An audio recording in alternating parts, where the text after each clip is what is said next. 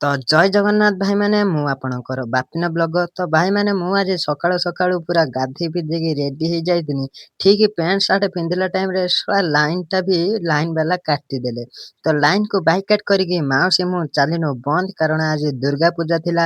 ସାଇକେଲକୁ ଗୋଟେ ଜାଗାରେ ରଖିକି ଏପଟିକି ଅନେଇଲା ବେଳକୁ ଭାଇ ଆଜି ସକାଳୁ ସକାଳୁ ଯୋଉ ଭଳିଆ ଖରା ହଉଥିଲା ଭାଇ କୁହନା କୁହନା। ତ ଚାଲିନି ଦୁର୍ଗା ଠାକୁରଙ୍କ କତିକି, ଗେଟଟା ତ ବହୁତ ଭଲ ଭାବରେ ସଜା ହେଇଥିଲା। ତ ଭାଇମାନେ ମୁଁ ରାତିରେ ଆସିଥିନେ ଆହୁରି ଭଲ ଭିୟୁ ଦେଖିଥାନ୍ତ। ତ ଭାଇମାନେ ଦିନରେ ମୁଁ ଆସିନି, କାରଣ ମତେ ଆଜି ଭୋଗ ବି ଲଗେଇବାର ଥିଲା। ତ ଭାଇମାନେ ଯେମିତି ଦେଖିପାରୁଥିବ ମୋରି ଭଳିଆ ଏଠି ଆହୁରି ମେଞ୍ଚେ ଲୋକ ବି ଭୋଗ ଲଗଉଛନ୍ତି। ତ ଭୋଗ ଲଗେଇ ସାଇଲା ପରେ ଭାଇମାନେ ମୁଁ ଏଠି ଆସିଲି ଜୁସ୍ ପିଇବା ପାଇଁ। ଜୁସଟା ତ ବହୁତ ବଢିଆ ଥିଲା। ତାପରେ ମୁଁ ଗୋଟେ ପ୍ଲେଟ ନେଇ ଆଇନି ଛେନାପୋଡ। ଛେନାପୋଡ ଆଣି ସାଇଲା ପରେ ଭାଇମାନେ ମୁଁ ଗଲି ଟିକେ ଦୋଳି ଖେଳିବା ନାଗି। ସତରେ ଭାଇ ଦୋଳି ଖେଳିକି ତ ମତେ ବଢିଆ ନାଗିଲା।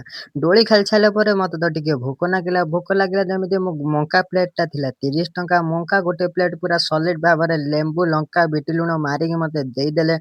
ତ ଭାଇମାନେ ଯଦି ଭିଡିଓଟି ଭଲ ଲାଗିଥିବ ଲାଇକ୍ କରିକି ସବସ୍କ୍ରାଇବ କରିନେବେ। ଏଟା ଥିଲା ପାର୍ଟ 3, ପାର୍ଟ 4 ବି ଦେଖିବେ। ରହିଲି ଜୟ ଜଗନ୍ନାଥ।